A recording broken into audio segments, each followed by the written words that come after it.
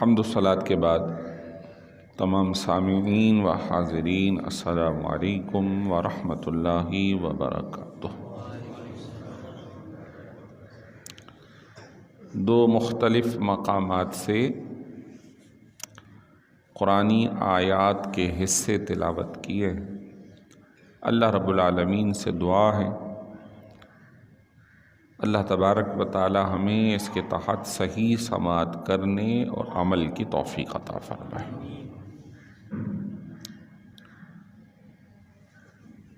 رجب کا بابرکت مہینہ جاری اور ساری ہے اور ایک ہی ماہ درمیان میں رہتا ہے، پھر رمضان المبارک شروع ہونے والا ہے۔ رجب کا مہینہ اسلام سے قبل بھی بہت احترام والا مہینہ شمار کیا جاتا تھا، جیسے ہمارے یہاں رمضان المبارک کا مہینہ احترام والا مہینہ ہے۔ حتیٰ کہ حالت کفر میں اگر لوگوں کی باہم لڑائیاں بھی ہوتی تھیں، جنگیں بھی ہوتی تھیں، تو وہ اس ماہ کے آنے پر بند کر دیتے۔ وعلیکم السلام۔ اور عرب کے اندر یہ ایک جانور کی قربانی کا تصور تھا جسے رجبیہ کہا جاتا تھا۔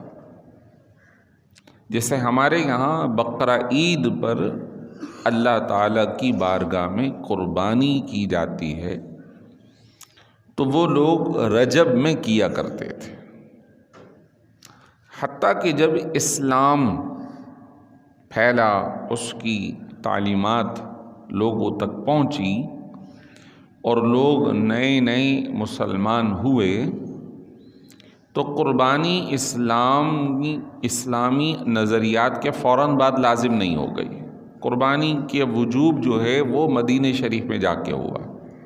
تو جو 13 سال تقریباً یا 14 سال تقریباً جو مسلمان اسلام سے جڑے ہیں، تو وہ لوگ بھی رجب میں اللہ کی رضا کے لیے جانور ذبح کیا کرتے تھے۔ اور سنن ابو داؤد شریف، جو کہ احادیث مبارکہ کی مستند حدیث کی کتاب ہے، جسے صحاح ستہ میں سے ایک شمار کیا جاتا ہے، اس میں بھی رجبیہ کا تذکرہ احادیث میں موجود ہے کہ یہ ہوا کرتا تھا۔ بعد میں پھر اس کو جو اس کا وجوب یا لازمی کیفیت تھی اسے ختم کر دیا گیا، اور پھر حکم الہی کے مطابق بقرہ عید میں 10 ذی الحج کو قربانی کرنے کا حکم دیا گیا۔ تو اب الحمدللہ بہت ہی عظمت کے ساتھ، احترام کے ساتھ، شوق کے ساتھ اللہ کی رضا کے لیے مسلمان جہاں کہیں دنیا میں ہوں، اب 10 ذی الحج کو اللہ کی بارگاہ میں جانور کی صورت میں قربانی کا نذرانہ پیش کرتے ہیں۔ لیکن ابتدا میں رجب میں ہوا کرتا تھا، اس کو رجبیہ کہا جاتا تھا۔ تو یہ ایک تاریخی حصہ ہے۔ رجب میں ایک تاریخی اور بات ہوئی تھی، اور وہ بہت بڑا ایک معاملہ تھا جس نے پوری دنیا کو اپنی طرف کھینچا، مائل کیا، اور وہ تھا سرکار دو عالم صلی اللہ علیہ وسلم کا یہ فرمانا کہ میں زمین کے کرہ سے نکل کر، کرۂ ارض سے نکل کر، آسمان کی بلندیوں سے بھی باہر نکل کر اللہ تبارک و تعالیٰ کا دیدار کر کے آیا ہوں، معراج ہوئی ہے۔ تو یہ وہ ایک واقعہ تھا تاریخی جس نے پوری دنیا کو ہلا کر رکھ دیا کہ یہ کیسے پاسبل ہے، یہ کیسے ممکن ہے کہ کوئی شخص کرۂ ارض سے باہر نکل جائے۔ اس زمانے میں لوگ اس کا سوچ نہیں سکتے تھے۔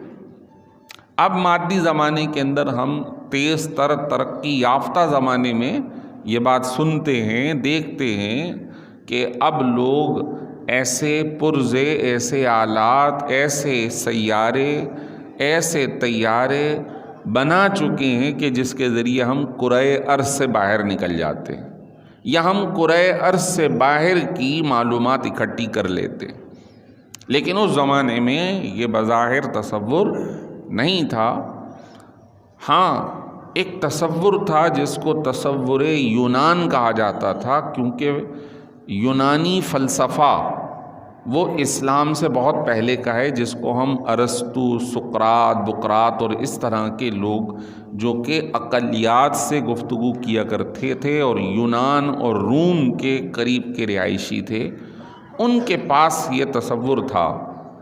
لیکن اپنے علم کے مطابق ان کے یہاں یہ تصور تھا کہ اس کرۂ ارض کے ارد گرد ایک آگ کا ہالہ ہے، دائرہ ہے، اس آگ کے دائرے سے باہر نکلنا ممکن نہیں ہے۔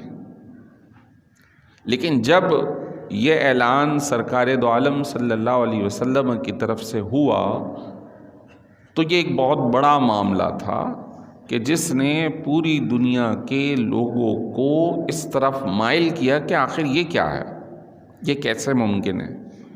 پھر اللہ تعالیٰ نے اس کی تصدیق فرمائی۔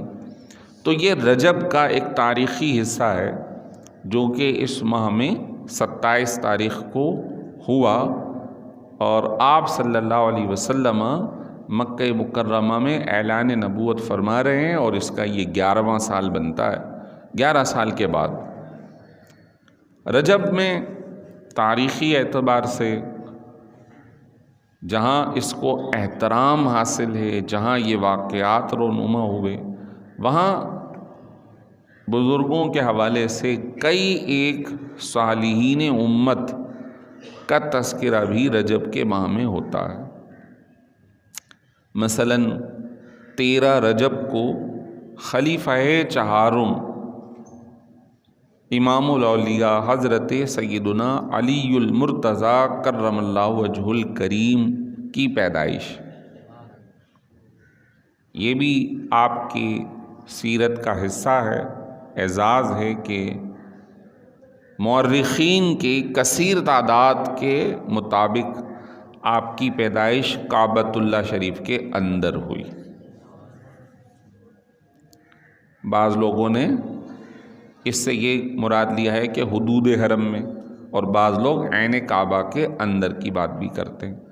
بہرحال حضرت علی المرتضیٰ کرم اللہ وجہ الکریم کی آل اولاد میں بڑے بڑے بزرگ، جن میں آپ کے پڑ پوتے امام باقر، ان کے صاحبزادے امام جعفر صادق اور ان کے صاحبزادے موسیٰ کاظم، اپنے اپنے زمانے میں سب کا انتقال رجب میں ہی ہوا،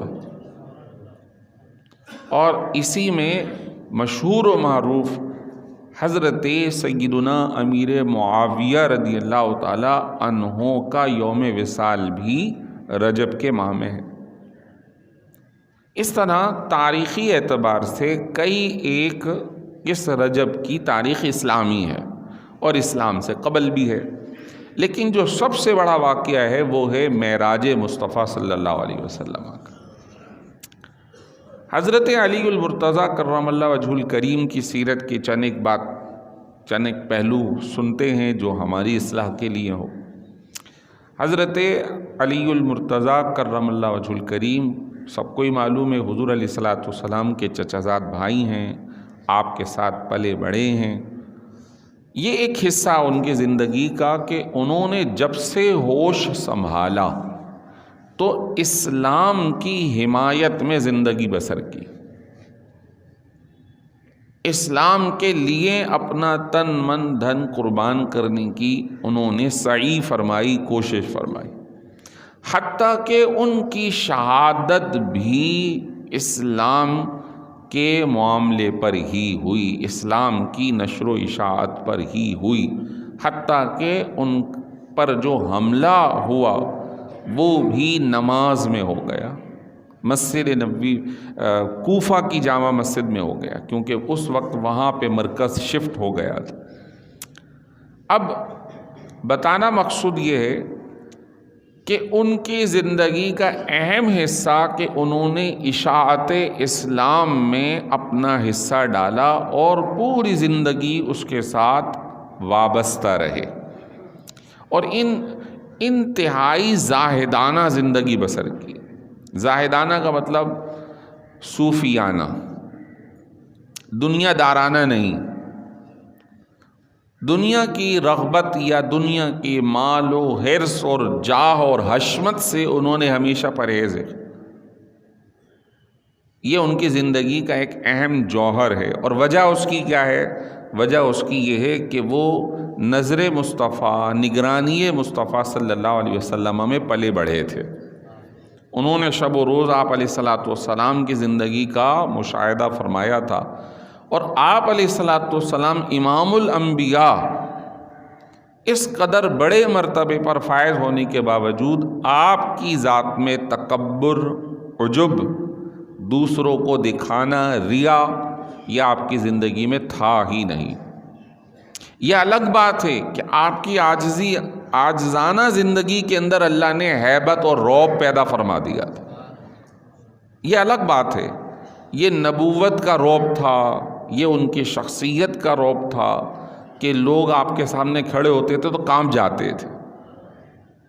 لیکن آپ علیہ الصلاۃ والسلام نے کبھی اپنے آپ کو بادشاہوں کی طرح پیش نہیں فرمایا، اپنے آپ کو مالدارانہ طور پہ پیش نہیں فرمایا، حتیٰ کہ صحابہ کرام رضوان اللہ تعالی علیہم اجمعین اور حضور علیہ الصلاۃ والسلام کا ایک تذکرہ یوں ملتا ہے کہ آپ علیہ الصلاۃ والسلام کسی مجلس میں صحابہ کرام میں تشریف لائے تو سارے صحابہ کھڑے ہو گئے احترام میں۔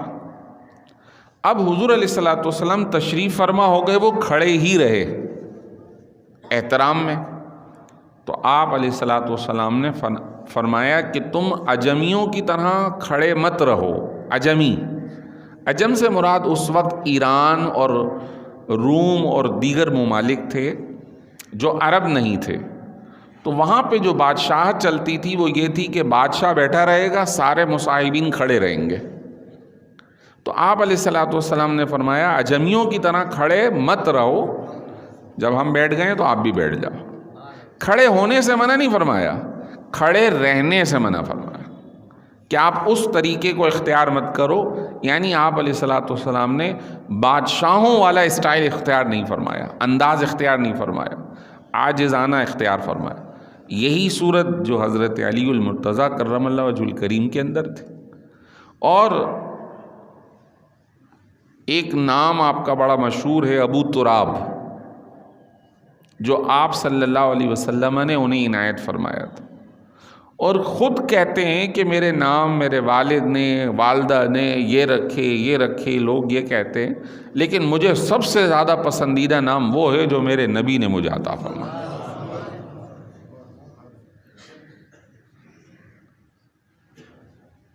ابو تراب، مٹی والے، مراد اگر ہم اس کو سادہ انداز میں کہہ لیں تو خاک نشین، یعنی کہ نیچے بیٹھ جانے والے، کوئی تکیہ، کوئی شاہانہ زندگی بسر کرنے والے نہیں، بس سادہ زندگی بسر کرنے والے۔ آج ہماری زندگی کے اندر میں سمجھتا ہوں کہ جو خوشی کا عنصر ختم ہو رہا ہے اس کی ایک وجہ یہ ہے کہ ہم نے بزرگوں کی زندگی کو پیش نظر رکھنا چھوڑ دیا اور دوسروں کو پیش نظر رکھنا شروع کر دیا۔ وہ تو سادہ زندگی میں خوش رہتے تھے اور ہم مست زندگی چاہتے ہیں، تو جب ویسی چاہتے ہیں تو بھائی دنیا تو ایک کے اوپر ایک ہے، تو جس کو 2 مل جاتا ہے وہ بھی سکون میں نہیں ہے، جسے 10 مل جاتے ہیں وہ بھی سکون میں نہیں ہے، جسے 20 میں مل جاتے ہیں وہ بھی سکون میں نہیں ہے۔ حتیٰ کہ ایسے بھی لوگ ہیں کہ جن کو یہی نہیں پتا کہ ان کے بینکوں میں، اکاؤنٹوں میں، ان کی تجوریوں میں کتنا مال پڑا ہوا ہے، لیکن ان کو پھر بھی سکون نہیں ہے، اور چاہیے، کیونکہ وہ طلب ان کے اندر موجود ہے۔ اور ہمارے جو اسلاف ہیں ان کے معاملات کچھ اور ہوتے تھے۔ یہاں پہ ایک اہم بات میں ضرور عرض کروں گا کہ ایک غلط تقابل ہمارے معاشرے میں ہوتا ہے، غلط تقابل۔ تقابل کا مطلب ہے دو چیزوں کو باہم متضاد پیش کر کے مقابلہ کرنا۔ تقابل یہ ہوتا ہے کہ دیکھو وہ غیر مسلم اچھے ہیں، مسلمان برے ہیں، کہ دیکھو ان کی حکومتیں یہ کام کرتی ہیں، اپنی رعایا کو یہ دیتی ہے، ہمارے مسلمان یہ کرتے ہیں، ہماری مسلمان حکومت یہ کام کرتی ہے وغیرہ۔ بزرگوں نے فرمایا یہ تقابل آپ کا غلط ہے۔ کیسے غلط ہے؟ یہ ایک سیاسی مسئلہ ہے۔ یہ کہو کہ وہ حکومت جو ہے اپنی رعایا کا خیال کر رہی ہے اور یہ والی حکومت یا یہ پارٹی لوگوں کو تباہ کر رہی ہے۔ اگر اسلامی اور صحیح طور پہ اسلامی حکومت ہو جو مسلمانی حکومت ہے، تو پھر آپ سوچ نہیں سکتے کہ اس کے مقابلے میں کوئی اور نظام ہو نہیں سکتا۔ آج یہ جو ٹیکس کا معاملہ آپ کے اوپر، مجھ پر اور لوگوں پر پڑا ہوا ہے، اور اس کے اندر جو لوگ ہیں مبتلا ہیں، ہم سب پریشان ہیں، اور مزید مقابلہ ہے اور تقاضا ہے اور بڑھاؤ اور بڑھاؤ۔ اسلامی طرز حکومت حضرت علی سے پوچھو انہوں نے کی تھی، اسلامی طرز حکومت حضرت عمر فاروق نے کی تھی، ان سے پوچھو۔ یہاں تو جو لوگ مال باہر سے آیا ہوا ہے وہ ہمارے حکمرانوں نے پیسے لے کر دکانوں پر بیچ دیا اور وہ سر عام بک رہا ہے۔ لوگ بھی مذاق اڑاتے ہیں کہ دیکھو ہم تو ان کے غریب لوگوں کے لیے دیتے ہیں اور یہ اس سے بزنس کرتے ہیں۔ یہ اسلامی حکومت نہیں ہے، یہ بات اپنے ذہن نشین کر لیجئے، یہ اسلامی حکومت نہیں ہے۔ اسلامی حکومت کا مطلب ہے نظام اسلام۔ اگر نظام اسلام ہے تو پھر حضرت عمر فاروق کو دیکھو، واقعہ سنو کہ حضرت عمر فاروق نے ایک غریب بوڑھے کو دیکھا، وہ بھیک مانگ رہا تھا، تو اس کو بلوا کے پوچھا بھئی تم بھیک کیوں مانگ رہے ہو اور تم کہاں کے رہائشی ہو، کون ہو؟ تو وہ کہنے لگا کہ میں مذہباً مسلمان نہیں ہوں، بوڑھا ہوں، فلاں علاقے کا ہوں، مجھ پر ٹیکس لگا دیا گیا ہے، مجھے ٹیکس دینا ہے حکومت کے بیت المال میں، تو میرے پاس تو پیسے ہے نہیں، اب میں کما بھی نہیں سکتا، تو اب میں بھیک مانگ کے ٹیکس دیتا ہوں۔ آپ نے اسی وقت آرڈر جاری کیا کہ جتنے بھی اس ایج کے لوگ ہیں ان سے بالکل ٹیکس نہیں لیا جائے گا، بلکہ ان کے گھروں پر بیت المال سے پورے مہینے اور جب تک یہ ہیں اس حالت میں ان کے خرچے دانے پانی کا انتظام حکومت کرے گی۔ اب اس وقت جو ٹیکس کا ریشو ہے وہ آپ کے سامنے، اگر کوئی 1 کروڑ روپے کما رہا ہے تو اس کے اوپر ڈائریکٹلی 35 لاکھ روپے کا ٹیکس ہے۔ پھر جو آپ نے ٹیکس دے دیا، جو پیسے بچے، پھر آپ چلے جائیں خریدنے تو پھر اس کا سیل ٹیکس 17% ہے۔ یعنی ایک فقیر بھی اگر مال لے رہا ہوگا تو بھی وہ ٹیکس گورنمنٹ کو دے رہا ہوگا، لیکن وہ جا کہاں رہا ہے؟ اس کی باس پرس کون کرے گا؟ یہ تو جو ذمہ داران ہیں کل جواب دہ ہوں گے، ہم تھوڑی ہوں گے۔ افراد تو دے رہے ہیں، نہ چاہتے ہوئے بھی دے رہے۔ حضرت علی المرتضیٰ کرم اللہ وجہہ الکریم بیت المال کی طرف سے یہ اعلان تھا کہ جس بندے کو ضرورت ہو وہ وہاں پہنچ جائے اور اسے روکا نہیں جائے گا، اس کی حاجت روائی کی جائے گی۔ اور حضرت صدیق اکبر کا جب انتقال ہوا، لوگ جب تدفین کے لیے غسل وغیرہ جب ان کا انتظام کرنے لگے تو عجیب کیفیت دیکھی، حیران ہو گئے لوگ غسل دینے والے کہ ان کا جو کندھا تھا وہ پورا کالا ہو رہا تھا۔ پتہ نہیں کیا مسئلہ ہے، خلیفہ وقت اور یہ ان کا جو کندھا ہے وہ سیاہ ہے۔ بعد میں معلوم ہوا کہ جب لوگ سو جاتے ہیں تو خلیفہ وقت بیت المال سے گندم کی بوریاں اٹھا اٹھا کے غریب لوگوں کے گھر پہ چھوڑ کے آتے۔ یہ ہے اسلامی حکومت۔ تو یہ جو تقابل آج کیا جاتا ہے اسلامی حکومت مسلمان اور کافر کا، یہ غلط ہے۔ یہ کہیے کہ وہ سیاسی پارٹی اپنے لوگوں کو سہولت دے رہی ہے اور یہ نہیں دے رہی، وہ حکومت یہ کر رہی ہے، یہ نہیں کر رہی. لیکن اسلام کا اس سے تقابل نہیں ہونا چاہیے، کیونکہ اسلامی حکومت ہے ہی نہیں، طرز اسلامی ہے نہیں. طرز اسلامی تو ان بزرگوں نے اختیار کیا. طرز اسلامی احتساب کڑا کہ حضرت عمر فاروق کو ذرا سی بات پتہ چلی تو خالد سیف اللہ، حضرت خالد بن ولید عہدے پر تھے، انہیں معزول کر دیا کہ آپ کے بارے میں انویسٹیگیشن ہو رہی ہے کسی معاملے پر، اگرچہ کہ وہ صاف تھے لیکن انویسٹیگیشن ہو رہی تھی، آپ کو معزول کر دیا کہ آپ اس عہدے کے ابھی اہل نہیں. حضرت علی نے اپنے چچا زاد بھائی حضرت عبداللہ ابن عباس، حالانکہ انہوں نے کچھ نہیں کیا تھا، لیکن ان کے بارے میں ایک بندے نے شکایت پہنچائی کہ گورنر ہیں یہ بصرہ کے اور انہوں نے اتنے پیسے بیت المال سے لے لیے. معلومات کروائی تو پتہ چلا کہ انہوں نے وظیفے کے طور پر لیے، لیکن حاکم کی اجازت کے بغیر لیے، انہیں فوراً معزول کر دیا. اب اس طرح کا کڑا احتساب یا لوگوں کی نگرانی کون کرنے والا ہے؟ تو یہ اسلامی حکومت کا ہونا الگ ہے. یہ ہمارے بزرگ صالحین ہیں، یہ ہمیں طرز زندگی بتا کے گئے ہیں. اور یہ عالم تھا کہ حضرت عمر فاروق ہوں یا حضرت علی المرتضیٰ ہوں، حضرت عثمان غنی ہوں یا اوپر حضرت صدیق اکبر ہوں، اور بیت المال یعنی کہ جو عوامی مال تھا اس کی بھرپور نگرانی کرتے تھے. یہ واقعہ بھی بڑا مشہور ہے کہ جب خلیفہ وقت صدیق اکبر خلیفہ بنتے ہیں تو اس سے پہلے بزنس کر رہے تھے، کپڑے، تجارت. تو جب خلافت انہیں سونپ دی گئی تو انہوں نے پھر اپنی گٹھری اٹھائی اور بازار جا رہے ہیں بیچنے کے لیے. کہاں جا رہے ہیں خلیفہ وقت؟ بولا بھائی کماؤں گا نہیں تو کھاؤں گا کیسے؟ تو حضرت عمر فاروق نے کہا اگر آپ وہاں چلے جائیں گے تو لوگوں کی نگرانی کون کرے گا؟ لہذا آپ کے لیے ہم طے کرتے ہیں باہمی مشاورت سے کہ جو بھی آپ ذمہ داری ادا کر رہے ہیں مسلمانوں کے لیے کریں، لیکن آپ کے گھر گھرستی کا خرچہ حکومت یا ریاست ادا کرے گی، یعنی بیت المال سے ملے گا. کیا؟ بیگم کہتی ہیں کہ میٹھا کھانے کو دل کر رہا ہے، بولا بھائی یہی ملتا ہے اسی میں گزارا کرو. ایک ہفتے کے بعد دیکھا تو میٹھا تیار ہو گیا. یہ کہاں سے آ گیا؟ کہا وہ جو روزانہ مل رہا تھا اس میں تھوڑا تھوڑا بچا کے ایک ہفتے کے بعد اتنا میں نے پکا لیا.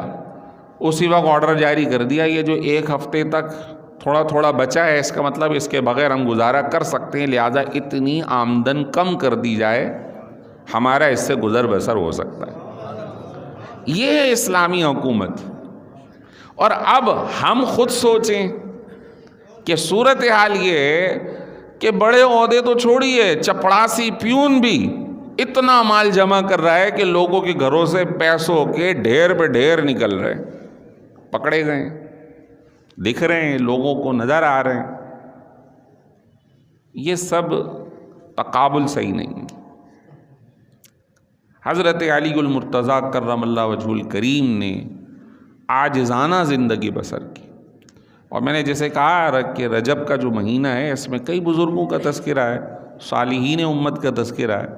اس میں سے ایک آپ کے پڑپوتوں میں حضرت امام جعفر صادق اور امام باقر رضی اللہ تعالی عنہما ہیں. بہت ہی اپنے وقت کے جید علماء، حتیٰ کہ آج ہم جن کا نام لیوا ہیں امام جعفر صادق رحمۃ اللہ تعالی علیہ کے وہ شاگرد ہیں، یعنی امام اعظم ابو حنیفہ رحمۃ اللہ تعالی علیہ ان کے شاگردوں میں ہیں اور ان کی شاگردی کے پر فخر کرتے ہیں. انہوں نے کہاں سے سیکھا؟ اپنے والد سے. انہوں نے کن سے سیکھا؟ امام زین العابدین سے. اور انہوں نے کس سے سیکھا؟ اپنے والد امام حسین. اور انہوں نے حضرت علی المرتضیٰ کرم اللہ وجہہ الکریم سے. اور انہوں نے ڈائریکٹ سینہ مصطفیٰ صلی اللہ علیہ وسلم. حضرت علی المرتضیٰ کرم اللہ وجہہ الکریم سیرت میں آتا ہے کہ آپ صلی اللہ علیہ وسلم خود انہیں قرآن سکھایا کرتے تھے، خود انہیں احکام سکھایا کرتے تھے. اور اتنا سکھایا کہ پھر اعلان کیا انا مدینۃ العلم وعلی بابوہا، میں علم کا شہر ہوں تو علی اس کے دروازہ ہے. خود حاکم بنایا، گورنر بنایا اور قاضی بنایا یمن کا کہ علی تم نے جا کے یمن میں لوگوں کے فیصلے کرنے ہیں۔ عرض کی حضور میں عمر میں کم ہوں، تجربے میں کم ہوں، ہو سکتا ہے مجھ سے غلطی ہو جائے۔ پھر اصول بتائے، علی تم جاؤ اور جب بھی تمہارے پاس کوئی مسئلہ آئے تو ایک کی بات سن کر فیصلے مت کرنا، دوسرے کی ضرور سننا۔ اور پھر جو سینے پر ہاتھ لگایا تو وہ روحانیت کا خزانہ ان میں انڈھیل دیا، اور وہ پھر کہتے ہیں کہ میں نے جب بھی فیصلہ کیا مجھے کبھی ایسا نہیں ہوا کہ مجھے فیصلے میں رجوع کرنا پڑا، اللہ تعالیٰ نے ہمیشہ حق فیصلہ میری زبان سے جاری فرمایا۔ یہ آپ علیہ الصلوۃ والسلام کا فیض ہے۔ آپ کی سیرت کا ایک حصہ جو میں نے کہا کہ عاجزانہ، ایک حصہ سیکھنا بھی ہے۔ آج ہم سیکھے بغیر فیصلے کر رہے ہیں۔ ضروری نہیں کہ قاضی ہی فیصلہ کرے، کبھی کبھی ایسا بھی ہوتا ہے یا تم بتاؤ کیا بات صحیح ہے، اب یہ اپنی طرف سے، حتیٰ کہ لوگ دینی مسائل میں بھی اپنی رائے دینا شروع کر دیتے ہیں۔ دنیاوی تو ہے ہی ہے، دنیا کے فیلڈ کے آپ ماہر ہیں، لیکن ضروری نہیں کہ دینی مسائل میں بھی آپ ماہر ہوں۔ لہذا حکم یہ ہے کہ جو صاحبان علم ہوں صرف انہی سے رجوع کیا جائے۔ بہت سارے مسائل کے اندر لوگ ٹھوکرے کھا جاتے ہیں، حتیٰ کہ قرآن پاک کے لوگ ترجمے خود ہی شروع کر دیتے ہیں، اپنی طرف سے حدیثیں پیش کر دیتے ہیں، اللہ نے ایسا فرمایا، رسول نے ایسا فرمایا۔ اب میں آپ کو وہ حدیث سنا رہا ہوں کہ جس میں اس سے منع کیا ہے کہ آپ ایسا مت کرو۔ فرمایا من کذب علی اللہ متعمدن، جو شخص اللہ پر جان بوجھ کر جھوٹی بات منسوب کرے، فَلْيَتَبَوَّأْ مَقْعَدَهُ مِنَ النَّارِ، تو وہ اپنا ٹھکانہ جہنم میں بنا رہا ہے۔ اور حدیث شریف یعنی حضور کی طرف غلط بات منسوب کرنا جو کہ حضور نے نہیں فرمائی، آپ نے سنا سنایا آگے سنا دیا، من کذب علی متعمدن فَلْيَتَبَوَّأْ مَقْعَدَهُ مِنَ النَّارِ، جو ہماری طرف غلط بات منسوب کر رہے تو وہ اپنا ٹھکانہ جہنم میں بنا رہا ہے۔ تو کم از کم دنیا میں آپ کسی کو رائے دے رہے ہیں تو دیں، لیکن دینی معاملات کے اندر جب تک صحیح اور کنفرم علم نہ ہو اس وقت تک اللہ اور اس کے رسول صلی اللہ علیہ وسلم کی طرف کوئی بات منسوب نہ کی جائے۔ تو علم کا سیکھنا، اصلاح امت کا کام کرنا، اپنے آپ کو اسلام سے وابستہ رکھنا، یہ حضرت علی المرتضیٰ کرم اللہ وجہہ الکریم کی سیرت کا اہم حصہ ہے۔ حتیٰ کہ وہ دنیا سے رخصت ہوئے، شہادت ہوئی، لیکن دین اسلام پر ہی کاربند رہے، ہمیں بھی یہی تعلیم دی۔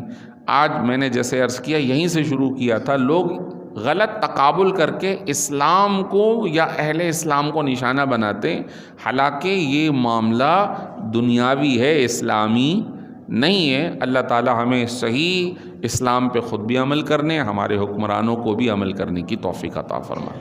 وآخر دعوانا